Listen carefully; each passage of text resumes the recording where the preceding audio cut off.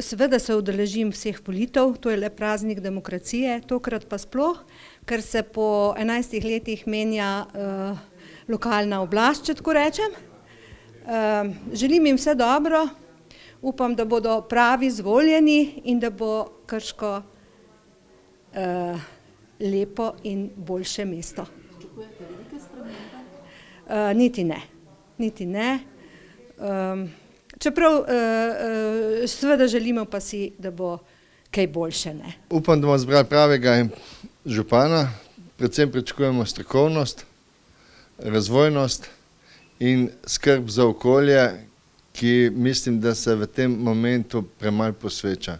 Vsi so poudarjali JEK2, se strinjam, vendar v prvih 4 letih, če bojo zbrali dokumentacijo, bo to veliko. V tem času je pa potrebno marsikaj drugega še postoriti. Kar v redu, ne?